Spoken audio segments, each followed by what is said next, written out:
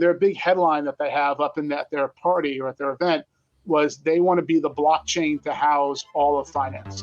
GM, good morning and welcome to the Milk Road Show, the only crypto show where billionaires and basement traders come for the same vibes. I'm your host, LG Doucette, and it is Thursday, October 9th. Jay is here as well. Don't worry, it's not just me this time. Jay is here. Jay, you can say hello. You're not my hostage. What's up, everybody? Anyways, let's get to today's episode.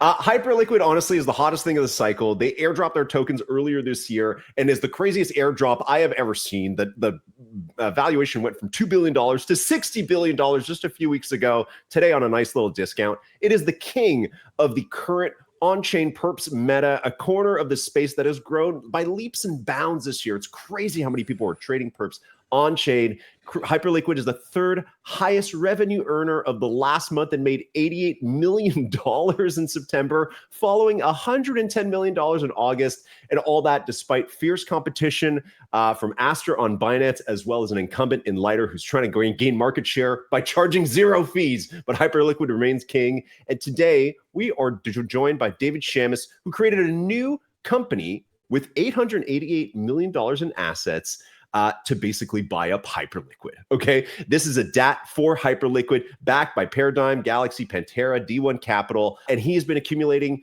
Hyperliquid or the hype token throughout the summer, and basically making the case that nobody's gonna be able to buy this. It's not available on Coinbase or Robinhood, so the only place to do it is with his company. Is going to tell us all about that company in just a second, and I'm super excited to talk to David, honestly, because I'm a hype holder and I'm a perma bull, and I have like a billion questions for him. You can tell how excited I am. And today's episode is brought to you by Nexo, the platform that grows your crypto without locking it away, and Figure Markets, grow your cash like a bank, no lockups, just real returns. Boy, that's enough of me just talking.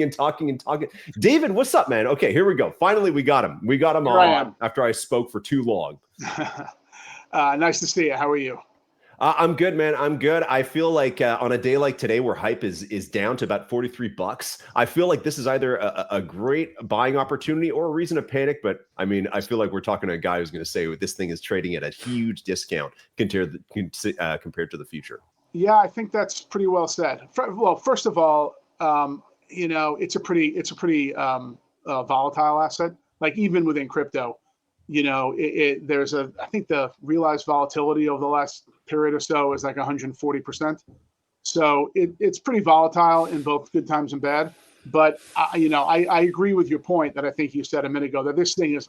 We think it's undervalued by quite a bit, and we can get into that for a whole bunch of reasons.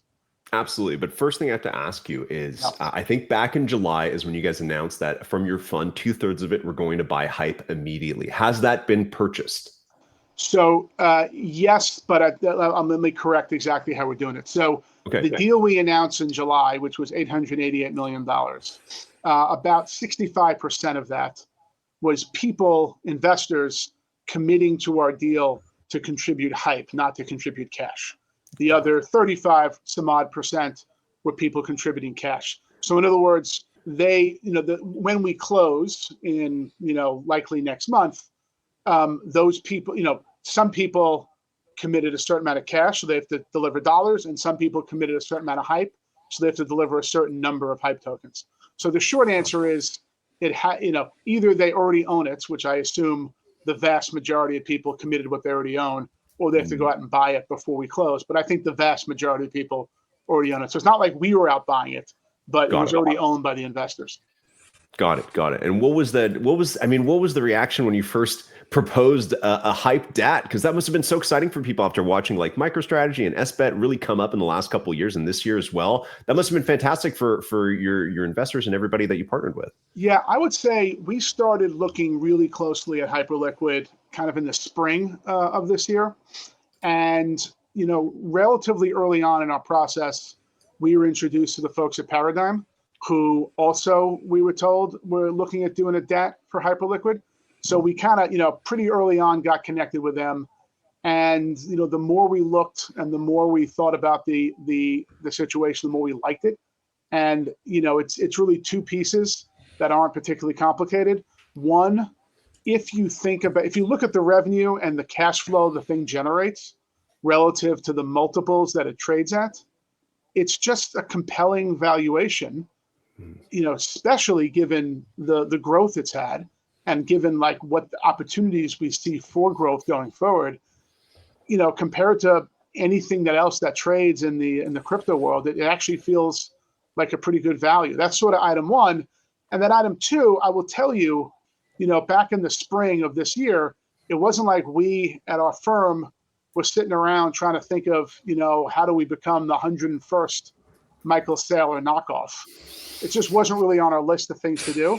But we sort of figured out this whole concept of hype and hyperliquid, and the fact that there's actually a scarcity value here, that it's not easy to own the token, particularly in the US. Even outside the US, there's no simple Coinbase account you can go to and open the account and in 5 minutes buy some hype. You just can't do that. And it's even harder in the US. So it's actually solving a scarcity problem. And my 2 points are related to each other, right? Like the fact that it's trading at a level that we think is pretty interesting is related to the fact that it's not so easy to buy.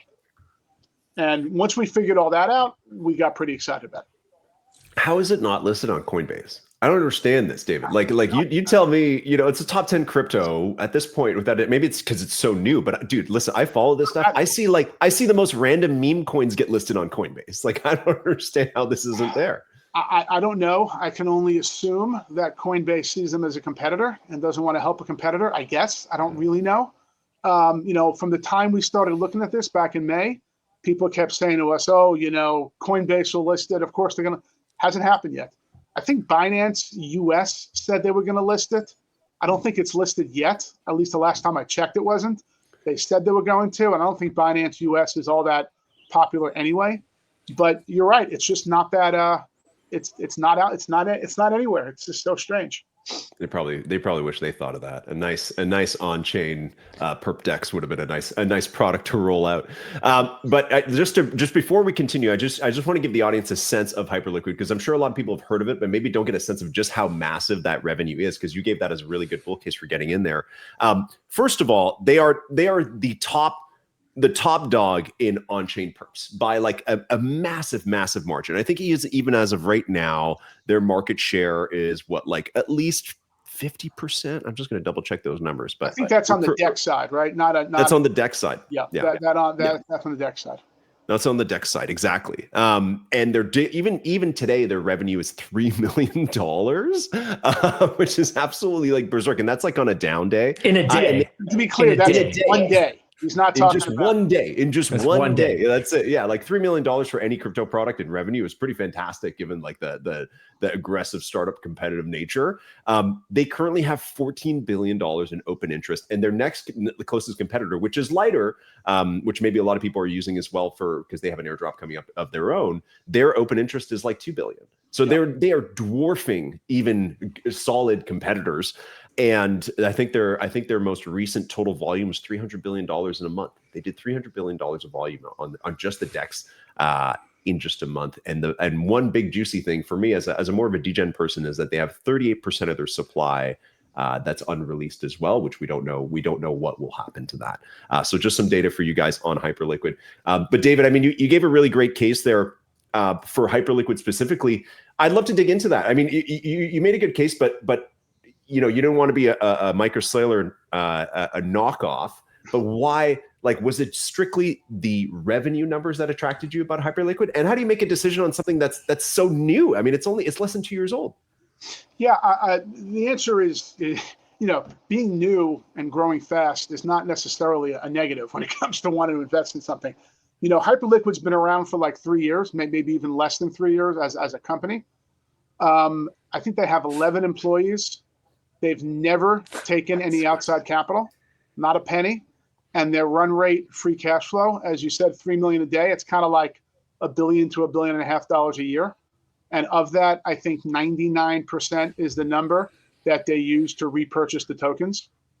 So, when you first hear that, you don't believe it, or at least I didn't believe it. And then the more you look into it, the more interesting it gets. But to me, look, if that was the whole story and you stop right there and you said it's trading at a multiple that's not crazy, in a world where most things trade at crazy multiples, and you look at Coinbase and you look at other things in the crypto world, we were investors in Circle a number of years ago, which obviously we're happy about, but things traded pretty impressive multiples. This is not really at that all of an impressive multiple relative to crypto. So like that alone gets you really excited. But then you look at the things they're doing to future growth, things like builder codes and HIP-3, then you can get really excited about Hyperliquid. We can talk about that now, we can talk about that later, but I think that's when you start getting really excited about what Hyperliquid can bring to the world. And, their goal, I was at their event last week in Singapore. I think their big headline that they have up in their party or at their event was they want to be the blockchain to house all of finance. I might be paraphrasing that incorrectly, but that they have big ideas, and it's not just or we're hoping that our volume on our perp decks goes up 50% year on year, which I think they do hope that, but there's more to it than just that. Yeah, absolutely. Let me ask just on that Jay, future of finance question, because that's really what every blockchain is aiming to do right now. Solana wants to be NASDAQ on chain. Ethereum wants to be the backbone of the financial system and the global internet and all the chain. And there's room for there to be more than one chain in this space.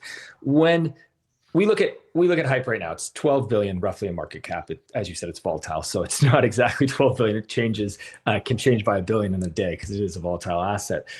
What is your comparison when you're going to investors and you're saying, "Hey, Hype's at 12 billion today.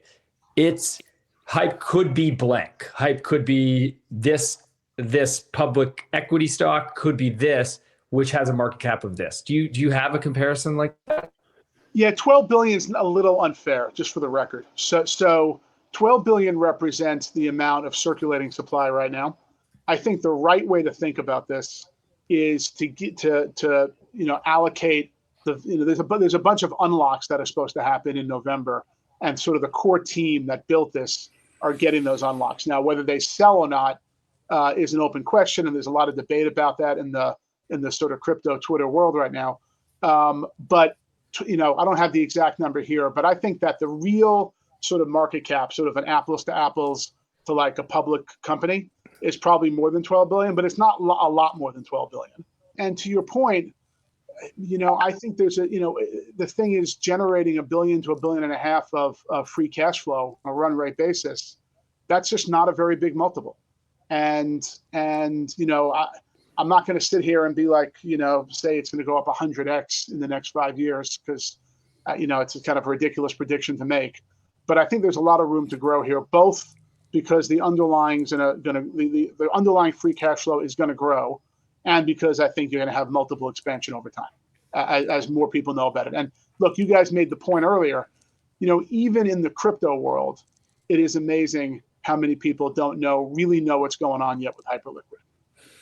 Forget about the rest of the world where no one has any idea what Hyperliquid is. Well, you don't need to say that Hyperliquid is going to go up 100%, because Arthur Hayes said it'll go up 126% in the next, or 126x in the next. I can't remember his timeline, 5 years, something like that. He did say that. So people are saying it for you. Yes. Arthur did say that. Out of all the developments that they've had, David, what excites you the most, right? Because they just kind of landed on their actual stable coin for the chain, USDH. So they finally rolled that out and kind of settled that. And then they've incorporated perps into like every browser wallet that I could find. I think they launched it in Phantom first a month ago, and now just got it into MetaMask and Rainbow. And I feel like I feel like that's just the start of like many more developments and maturation kind of the chain. Out of all that, what gets you most excited, and also what other catalysts coming up do you think that they could deploy that would continue that? Yeah, I think there's two worth talking about. So the one you mentioned are known as builder codes. This is where, let's use MetaMask or Phantom as an example. They decide they want to offer perps on their app, to their customers. To state the obvious, like for Phantom to decide they want to create their own perp exchange and build the technology and build the liquidity, that would be almost impossible to imagine. It would take years and cost lots of money, and they probably wouldn't be successful. So what they did instead was they used what are known as Hyperliquid builder codes. which means on a permissionless way, meaning you don't have to go to Jeff Yan and cut a deal. You literally go to the Hyperliquid Foundation website, you grab some code, and you connect it into your own system, your own app, your own browser, whatever, and it allows Phantom customers to basically trade perps on the Hyperliquid exchange with sort of the Phantom front end. So I think if you did that in the Phantom app on your phone, I don't think you even know it's on Hyperliquid. If you do know, it's in some, fine print somewhere. But the point is, it allowed them really quickly, I don't want to say effortlessly, because I'm sure there were a bunch of developers at Phantom and at MetaMask working hard to make this happen, but pretty minimal amount of hard work to be able to get up and running, and they're generating revenue right now. So to me, like, builder codes are really interesting, but HIP-3 is where it's like a mind expanding possibility. So let me tell you now about HIP-3.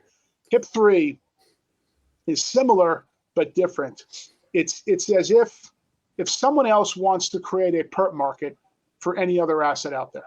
Let's just say the three of us said, you know what, we should do perps for US equities. We might as well talk about the biggest, baddest one we can think of. Let's just say the three of us decided to do that. You would need capital to create a market, right? To actually to be a market maker, to be able to be on the other side of trades, to market, all that sort of stuff. But we'd also have to build a perp exchange, the same thing. We'd have to build the technology around doing that. HIP-3 allows basically you to use the nuts and bolts of Hyperliquid, their exchange, for your own perp dex. So whether it's US equities, whether it's European debt, whether it's real estate, a company called Ventuals is planning on launching this for pre-IPO stocks, which I'm a huge fan of. OpenAI and SpaceX and all the other exciting pre-IPO companies. Being able to trade those before they're public, I think, is a tremendous amount of value for the whole system. I've tweeted about this, but I think it's really, really important. The point is, it allows anyone who has a great idea as to what assets should be trading anywhere in the world to do it with a perp dex without having to build a perp dex. And that's pretty interesting and exciting. And I think the idea, back to their tagline of the blockchain to house all finance, I think that's where it comes out of, right? There'll be lots of different assets that will trade on the blockchain. They will likely trade in sort of perp form, because it's a sort of a perfect way to trade on the blockchain. And you don't have to build your own exchange. You can use the one that Hyperliquid's already built. And so then when you think about growth here, then it's really like, it's hard to put a limit on that, right? If US equities are trading on a perp deck, that can get really big. I was just going to ask that, like, what's the TAM here? Like, how do you quantify the opportunity? I don't know. All of finance, is that a big enough TAM for you?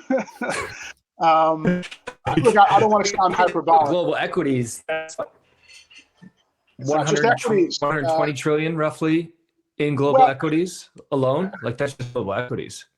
The answer is the TAM is massive, but I'll say it more generally. Like, lots of people who, like you guys, and lots of people who follow, the blockchain things, have been saying for years that all their assets should go on blockchain, and this is where the world's headed.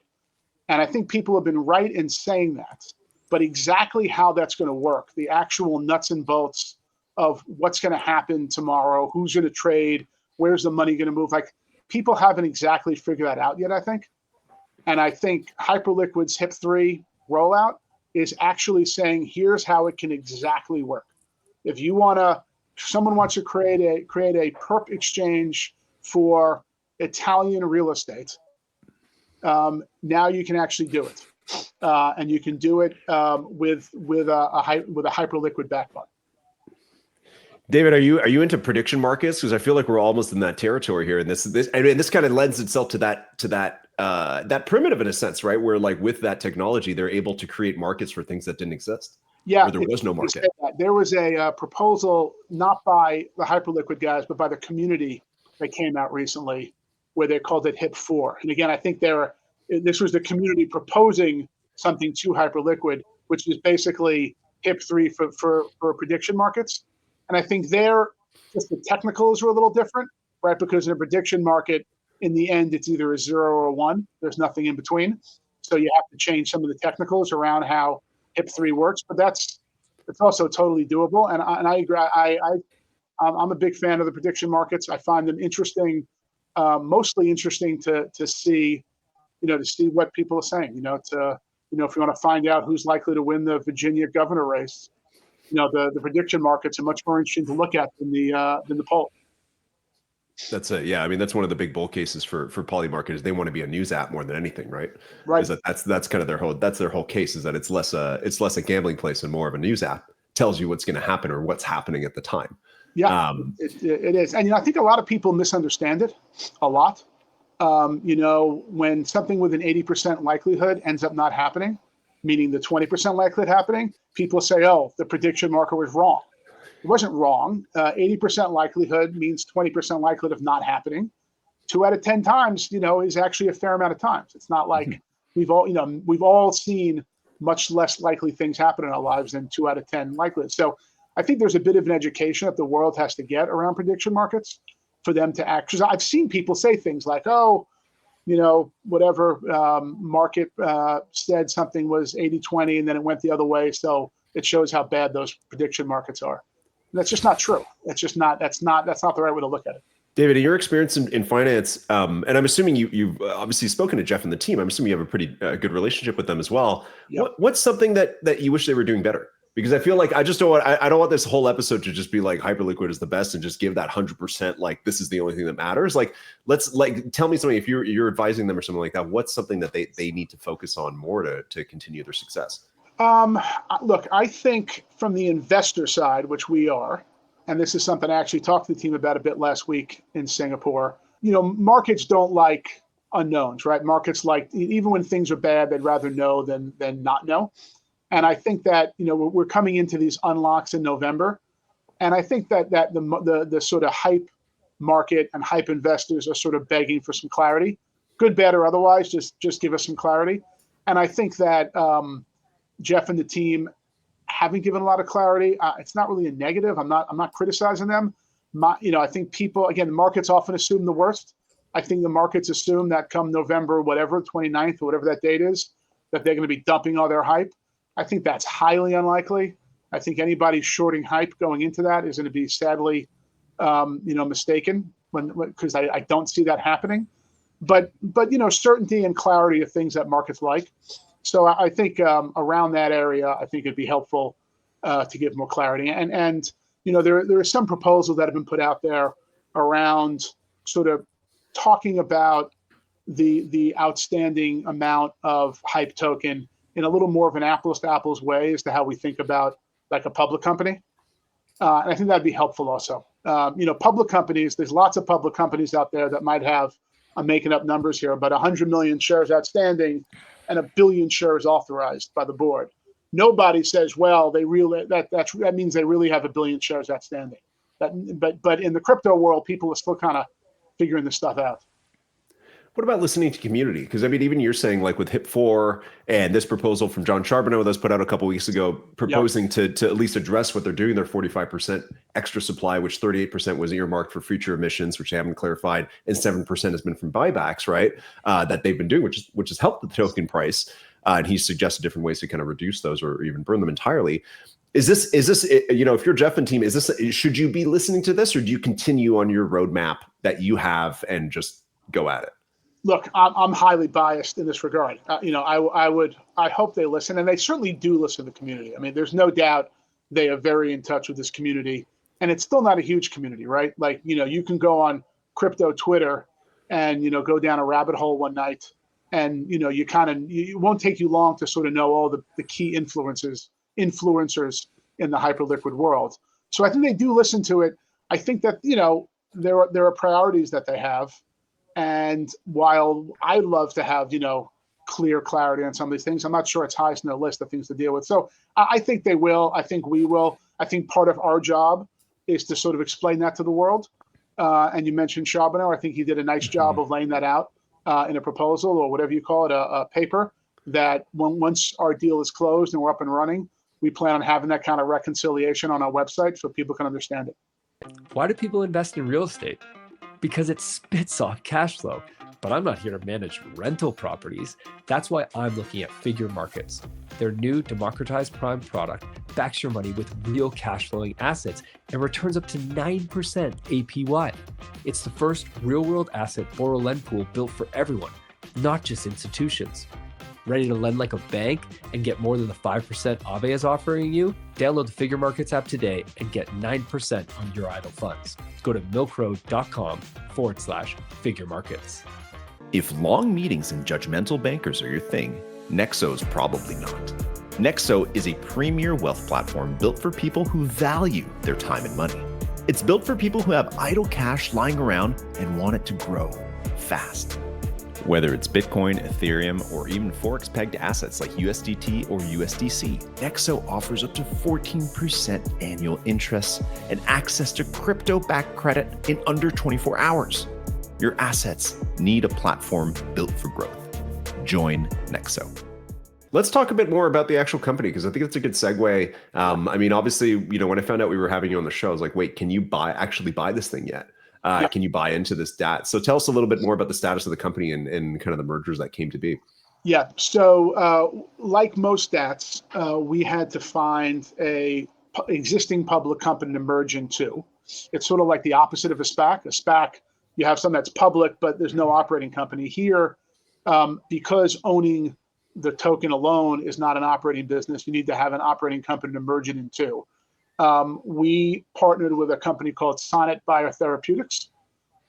They've been around, they've been public for more than 10 years, and we are merging into them. Sonnet Biotherapeutics trades, the ticker is SONN. Though when the deal closes next month, the ticker will change to PURR, which is kind of, among the Hyperliquid degens. People like that ticker. That's already a ticker on Hyperliquid. For those who don't know, what's that? What's that? Tell the story. What is PUR? PUR was the first token that was almost like a test token that they used on Hyperliquid when they first started out on mainnet to make sure it all works. It still trades. I guess it's kind of like a meme coin, I guess, but it's still out there.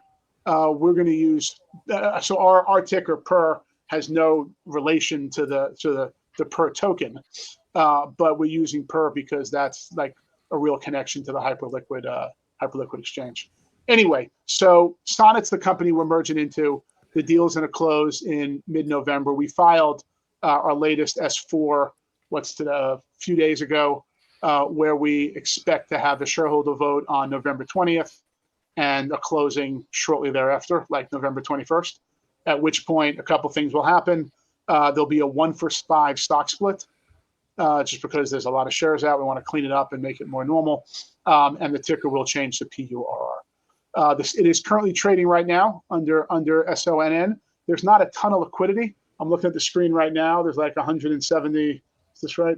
Oh no, I take that back. Like 87,000 shares have traded today at $5 or so each. So there's just not all that much liquidity right now. We expect following the close, there'll be a lot more. And I know for a fact there are some sort of institutional types that are sort of waiting for the close to come in because they need that kind of liquidity to invest. Yeah, that makes sense. Okay, so caution to the buyer. You can go buy the SON ticker, but maybe wait and follow David for a little bit for when that liquidity comes in and they actually switch over to PUR. And also the PUR part is like Hyperliquid, Jay. Just so you know, it's like the purring part of the word hyper. I think is supposed to be the meme. That was that's why it was the first meme coin. And they also have. Hyperliquid also put out NFTs that are valued at like 60K each right now, called Hypers. Anyways, that's I can't you can't stop. He's a real fan. He's really. Listen, this is just like I'm bridging everything here from your excellent high level standpoint to just the stuff that bombars me every day. Are you, David? Have you looked much at the actual Hyper EVM ecosystem, right? Because that was another one of their big things is that they had the exchange, but they've also rolled out their own blockchain. That has attracted so many great developers and has so many great applications, but it's still very nascent. Is there anything there that catches your eye? Yes. I mean, look, I agree. Both what you said, I agree with. There's some very good developers around it, and it's still very nascent. I think that's another example of just what could come here. And this, there are people that you can borrow. You can borrow against your hype. There's people doing liquid staking on the hype, with hype tokens, which makes a ton of sense. Even we're thinking about whether it makes some sense to do that, whether there might be some tax advantages. So there's a huge developer community around the whole Hyperliquid ecosystem that we think is great, and we think it's great that it's building up. And look, there is no doubt, like among the community, there's really a feeling that this is the real deal, and this is it, and this is going to continue to grow. And little pockets around the whole system are going to have some real growth, even if every single thing that has to do with Hyperliquid doesn't become the next JP Morgan. Yeah, absolutely. Yeah, I think it's so nascent that I think it's hard to actually see what the winners are going to be. But like you're saying, they've got restaking, their bridge. They've got a fantastic bridge that does all their volume and unit. So there's a lot of great stuff that's actually and you mentioned this a little earlier, but it's worth talking about. There was just a tremendous amount of excitement and noise around the stablecoin ticker USDH that they put out there. I mean, literally, all Hyperliquid did was say they had reserved USDH, and they're going to give it to whoever makes a proposal that gets the most votes from the validators, and that's it. Like they're not giving them any special business rights, just the ticker. And there was just a tremendous amount of excitement and positive and negative vibes in both directions, and people promising all sorts of stuff. And native markets ended up being the winner there. And they're working hard to come up with, to get their thing. I think it's already online, but they're working hard to really be sort of the native stablecoin on Hyperliquid. Right now, I think, last I checked, I think there's something like $5 or $6 billion of USDC on the Hyperliquid blockchain. That's a lot. 5 or 6 billion is close to 10% of total USDC in circulation. That's 6. Yeah, it's wild. David, you're a big fan of stablecoins. I don't know if you have an opinion there. Obviously, the top 2 spots in that revenue category are Tether and Circle, right? So that's the only things making more money than Hyperliquid. I mean, obviously, that's the biggest trend of this cycle. What do you think there? Yeah, so full disclosure, we at Atlas Merchant Capital, my firm, we were the SPAC that was trying to take Circle public a number of years ago. Right. I have scars on my body that will never heal from that process. But happily along the way, while we were looking to take them public via SPAC, we invested in, different versions of their private rounds along the way that obviously we feel very good about now. So we got in, way below the IPO price, and now it's trading well above the IPO price. But look, when you look at stablecoins, my obvious concern, which I think everyone's concern is that as more competition comes online, the margins they're able to keep of that interest spread is going to go down over time. And that, on one hand, that sort of has to happen. On the other hand, Circle, I think, is working to be much more than just, competing to be everyone's favorite stablecoin. They want to really be used all over the world for kind of global commerce. And, if you're Amazon and you're moving, hundreds of millions of dollars around on the blockchain every day in stablecoin, you want to do it with the one that's like super regulatorily accepted. And that's really the big upside for Circle. So look, I think 2 things will happen in the stablecoin world, and they're not mutually exclusive. I think, one, there will be a lot more competition, as USDH is an example of that. There'll be versions of that all over the place. But 2, I think there's definitely room for 1 or 2 very large, very credible people to be the winner on sort of the regulatorily acceptable guy. Because again, like when Amazon's moving, $1 billion in 24 hours, if they were on the chain, I don't think they're going to care all that much, which one has a slightly higher scrape than the other. Wouldn't it make more sense for those companies to develop their own stable coins, though? Not to get way off track, but eventually, like if you're an Amazon, why wouldn't you just make your own token? Yeah, on one hand, yes. On the other hand, is that the business they want to be in? It's probably not as easy as it sounds. Look, 15 years ago or 20 years ago, you might have said that, why doesn't Amazon just make their own delivery company rather than use UPS and FedEx? And turns out they've done it, right? Like 3 times a day, some Amazon truck is coming to my house. So they have done it. So maybe the answer is that they'll eventually do that. But I don't know. That does seem a little far afield. And we'll use Amazon as an example. Like, there's a lot of people that see Amazon as like the toughest competitor in the world in all of retail. Do you also need to be like using Amazon money as well?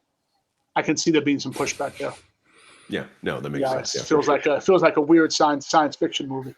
I actually don't think this is still tied to. I don't think Amazon is the one delivering it. I'm pretty sure their model is to allow people to buy the Amazon delivery license and third parties to deliver all their stuff, which reduces their liability from delivery drivers driving off the road or anything like that. So I think that they actually found a perfect kind of wrinkle there.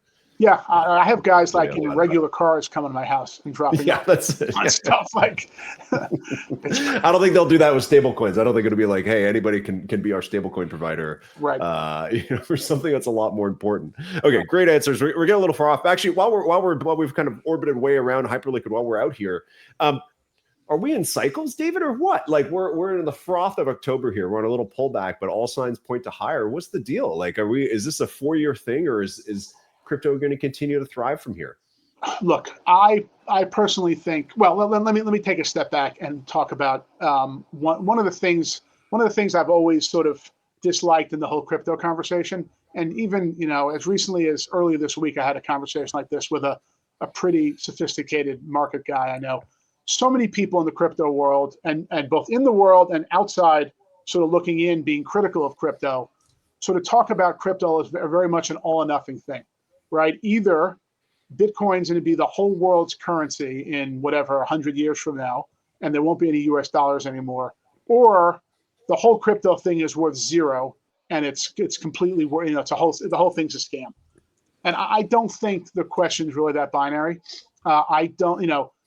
Gold is no longer the world's currency, but there's still $25 trillion of market cap in gold right now. Like there is clearly a use case for a store of value beyond regular way government currencies that will be around for a very long time, in my opinion, even though the whole world might not move to Bitcoin or Ethereum or whatever for like day-to-day currency. And certainly, like in all of our lifetimes, you guys are probably younger than I am. You're definitely younger than I am, but definitely in all our lifetimes, I don't think we will see all currencies move to crypto. But it still means crypto can go up a lot. So just as a store of value, I just can't help but look at Bitcoin's market cap versus gold's market cap. Gold's market cap, as I said, is like 25 trillion. I think Bitcoin's like 2.4 right now. It just shows you how much room there is to grow. I personally think over time, that's going to narrow quite a bit. And I think it's going to narrow mostly by crypto and other Bitcoin and other cryptos going up over time. But there's going to be a hell of a lot of volatility along the way. And, people, you two guys and me and people listen to this podcast, we're watching movements, every 5 minutes. And I will say that's not necessarily a great way to be thinking about markets long term. And I think, one thing I've also learned in crypto, when people talk about long term in crypto, they mean 2 or 3 months. Long term in the real world is like 10 or 15 years. So I am, pretty damn confident, 10 years from now, Bitcoin's gonna be worth more than it is today. I can't tell you if Bitcoin's gonna be worth more than it is today 10 weeks from now. So I don't know. Maybe I'm punting on your question, but I am long term. I'm long term pretty bullish on crypto in general.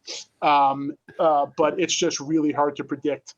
If October is going to be a good month, then what's going to happen to the cycle in November? It's not hard to predict. It's impossible to predict, even though lots of people spend a lot of time predicting. So we're not going to get a headline. CEO of Hyperliquid Strategies predicts 300K Bitcoin by end of year. We're not going to get one of those. No, I do not. 300. That would be something. The price of hype would be pretty high if that happened to Bitcoin. I think so. Certainly, as I said, hype is a volatile asset. It's certainly been a lot more volatile than Bitcoin. And look, if you look over 10 or 15 years or whatever time period, there's no doubt the volatility of Bitcoin has gone down quite a bit. And I think it'll continue sort of going down over time.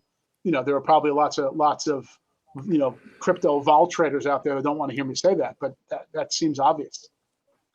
There'll always be a better entry for all of these. David, this is something where DATs are still kind of like something relatively new for me. I mean, they're kind of new for crypto, but also even just kind of examining how they work. As you guys kind of accumulate all your hype, how does that work for managing it? And the endpoint, like, is there a point in time? Do you sell? Like, how like after 10 years, after a 10x or something like that? How does that work? How do you pitch that? How do you, when you coordinate your investors and everybody, do you lay out a plan? I'm just so curious about kind of the inner workings there. Yeah, look, I would say both we and our investors absolutely buy into the concept that the scarcity value we talked about earlier actually matters quite a bit with hype, right? So it's not easy to get today. Having something you can easily trade in your Robinhood account or whatever is of big value. And when we got into this, that made sense to me for people, US based people or whatever.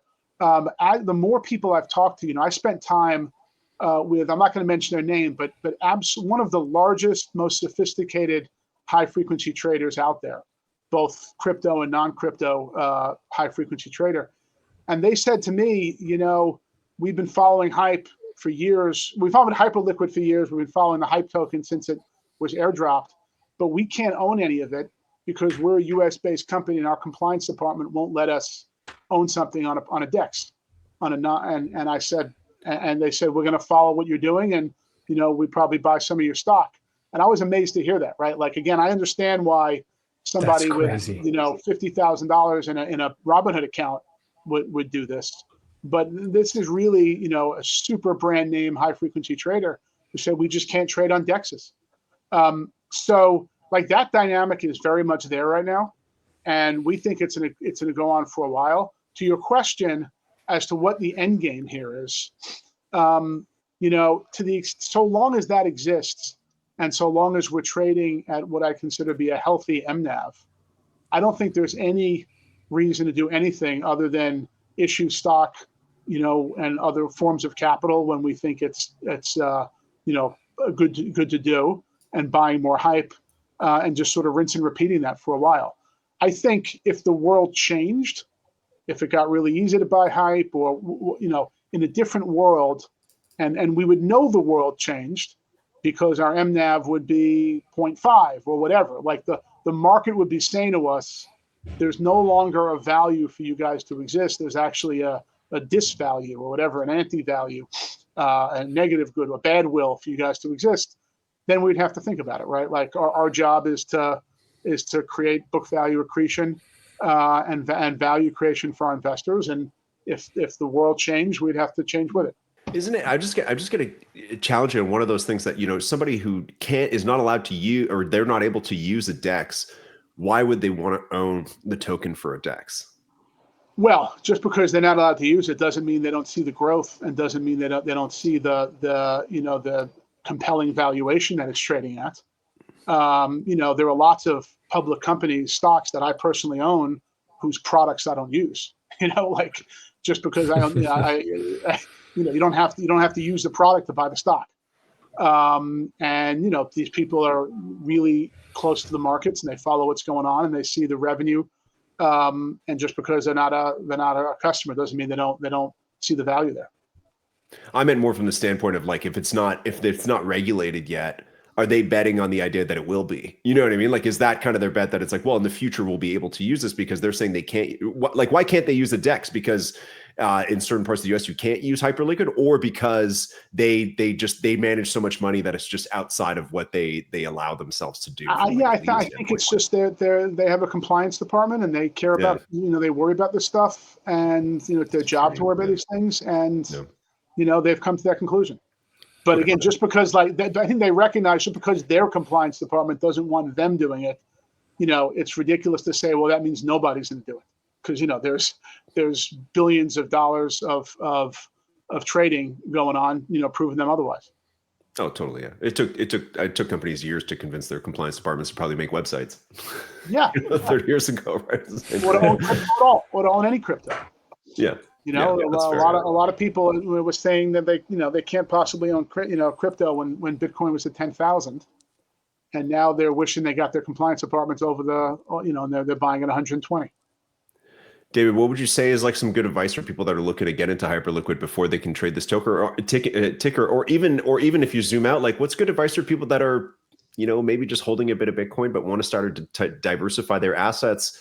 What's a point of view that they can use to identify things like Hype or other tickers? Like what's a good framework for that? Yeah, look, I would say, again, despite the fact that most of the people listening to this have been probably pretty crypto native for a while, I really do think we're still kind of in the early innings of crypto. A very low, I think I heard Mike Novogratz say this recently, that, the median institutional investor owns zero crypto. It's not kind of crazy for, I think the market cap of this stuff will grow, but it's gotten pretty big. 2.5 trillion is not nothing. So I think, again, for the casual person that owns a little Bitcoin and wants to look at doing more, I think, understanding the different tokens that are out there, understanding how they play in, understanding what scenarios they do really well and what scenarios they do really poorly, and trying to come up with your own sort of risk-reward allocation there. Obviously, we've done that analysis, and we see Hyperliquid as pretty exciting. And again, mostly because, not about mostly, a big part of it because there's already so much cash flow there underpinning it. When in doubt, cash flow, matters. So that, we find that very compelling. Oh, I love that. That's great. Yeah, I think that's a great way to kind of probably wrap this up. Jay, I feel like you've been silent, just nodding your head. Jay might go out after this and drop a healthy 50K on some Hype. I don't know what he's going to do. Or maybe he's frozen. I'm bullish, baby. I'm bullish. And I'm also struggling with my internet, so it's a little more silent this episode. I think his internet's choppy because he's been on a VPN the whole time trading on Hyperliquid. Yeah. That's right.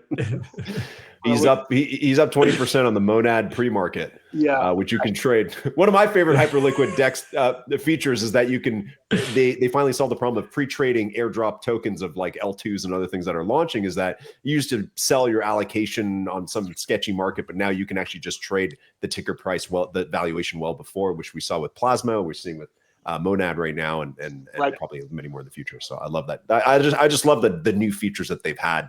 And how they're really like pushing the envelope and making me a perp trader. David, do you participate in the market at all? Do you ever get tempted to go make a perp trade on Hyperliquid or put a bet down on the market? I have, and I got to tell you, like I put a relatively insignificant amount of money on Hyperliquid, and when I was able to do it, I put on like a 40x Bitcoin long. And I got to tell you, like, it didn't matter that it was an insignificant amount of money. Like, when you're 40x anything, your heart pounds. And I had that position on for like 15 minutes, and holy cow! Like you can see why people get addicted to that kind of adrenaline.